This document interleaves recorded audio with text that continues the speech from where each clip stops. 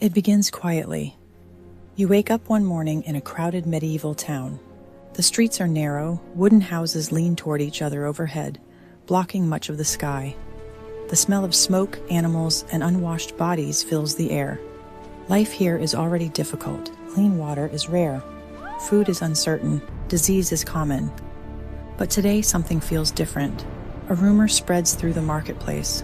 Someone in the next street has fallen ill. They developed a fever overnight. Then dark swelling appeared under their arms. By the afternoon, they were dead. At first, people dismiss it. Illness happens all the time in medieval Europe. But within days, the rumors multiply. More people are getting sick. Entire families, neighbors, merchants. The same symptoms appear again and again. High fever, black swelling in the neck and groin, delirium, and then death. Within a week, the town priest is performing funerals every day. Within 2 weeks, the graveyard is full. What you are witnessing is the beginning of one of the deadliest pandemics in human history, the Black Death. And if you lived during this time, you probably wouldn't survive it. A world without medicine. To understand why the Black Death was so devastating, you have to understand the world it entered. In the 14th century, medicine was primitive. Doctors did not understand bacteria. They did not understand viruses. The idea that invisible microorganisms caused disease would not be discovered for another 500 years. Instead, illness was explained using theories like imbalanced bodily humors or poisonous air. Many people believed disease was punishment from God, so when the plague arrived, doctors had no real tools to stop it. Treatments included strange and often harmful remedies, bloodletting, burning herbs, applying crushed animals to swollen wounds. None of these treatments worked. The disease spread unchecked, and the people facing it had no idea why. The real killer. The Black Death was caused by a bacterium called Yersinia pestis, but people at the time never saw the true source, because the real carriers were small and easily ignored. Fleas. These fleas lived on rats that traveled alongside human trade routes. Ships arriving from distant ports often carried rats hidden in cargo. Those rats carried fleas, and those fleas carried the bacteria. When the fleas bit humans, the infection entered the bloodstream. From there, the disease spread rapidly through the body. By the time symptoms appeared, it was often already too late. The first symptoms. At first, the illness feels like a severe fever. Your body aches, your head pounds. I can't see. You begin to shiver uncontrollably. Within hours, exhaustion overwhelms you.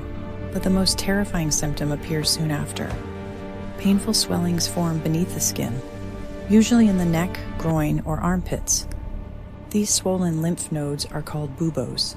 They grow large, sometimes the size of an egg, or even an apple. The skin around them darkens, turning deep purple or black. This is where the disease earned its name at the Black Death. The speed of the disease. What made the plague especially terrifying was how quickly it killed. Many infected people died within 3 to 5 days, sometimes faster. Fever rises, pain intensifies.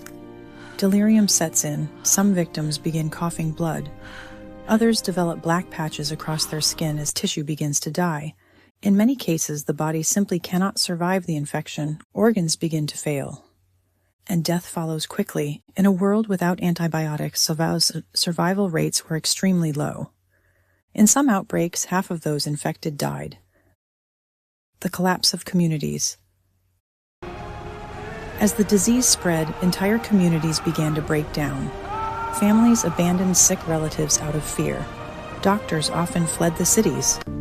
Priests were overwhelmed with last rites and burials. Soon, there were too many bodies to bury properly. Mass graves became common. In some towns, carts rolled through the streets collecting corpses. The living watched as their neighbors disappeared one by one. Shops closed, markets emptied, work stopped. Entire villages were left deserted. Fear spread faster than the disease itself. The psychological terror. The Black Death was not just physically devastating, it was psychologically overwhelming. Imagine living in a world where anyone around you could suddenly fall ill. Your neighbor today, your friend tomorrow, your family next week. No one understood how the disease spread. Some believed it traveled through bad air, others blamed strangers or outsiders.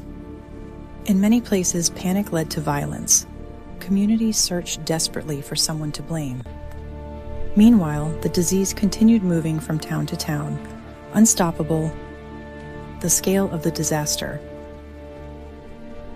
Between 1347 and 1351, the Black Death swept across Europe, Asia, and parts of Africa. Historians estimate that it killed between 75 and 200 million people. In Europe alone, it wiped out nearly 1/3 of the population. Some cities lost more than half their residents. Imagine 1 out of every 3 people you know disappearing within a few years. The scale of loss reshaped entire societies. Labor shortages changed economies. Abandoned farms returned to wilderness. Political systems weakened. The world that existed before the plague was never fully restored. Why survival was so unlikely. Today, the plague is treatable with antibiotics. Modern medicine understands how the bacteria spread. We have sanitation systems, public health responses, quarantine protocols, but in the medieval world, none of these existed. People lived in crowded towns with poor hygiene. Rats were everywhere. Trade routes connected distant regions, allowing the disease to travel thousands of kilometers.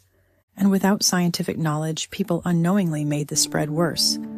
If you lived during the Black Death, your chances depended largely on luck.